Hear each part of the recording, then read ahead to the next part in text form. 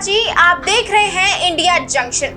लोकसभा चुनाव के बाद से राजनीति में घमासान मचा हुआ है, जहां एक तरफ नीतीश कुमार को लेकर ये कयास लगाए जा रहे थे कि नीतीश 4 जून के बाद एनडीए से अपना पलड़ा झाड़ सकते हैं, तो कहीं ना कहीं ये बात सच साबित होती दिख रही है।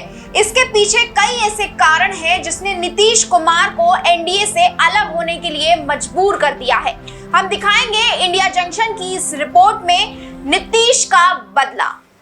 राजनीति में कब कौन किस मोड़ पर बदल जाए कुछ कह नहीं सकते। लोकसभा चुनाव 2024 बीजेपी की सत्ता एक बार फिर से आ गई और देश के प्रधानमंत्री नरेंद्र मोदी बन गए।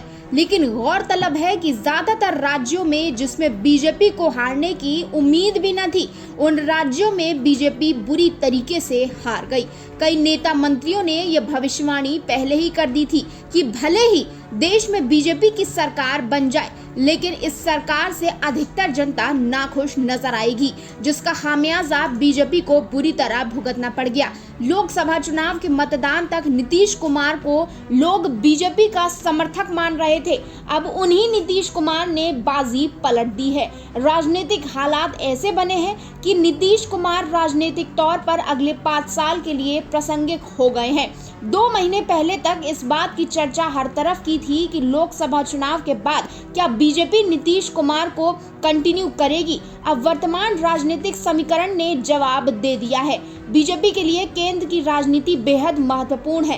केंद्र सरकार की मजबूती के लिए नीतीश कुमार के 12 सांसद बेहद महत्वपूर्ण है। भाजपा को अब इसके बदले में बिहार में अपने मुख्यमंत्री की इच्छा की कुर्बानी देनी होगी। अगर नीतीश कुमार को बिहार में डिस्टर्ब करने की कोशिश की गई तो नीतीश केंद्र की राजनीति में खेला खेल सकते हैं।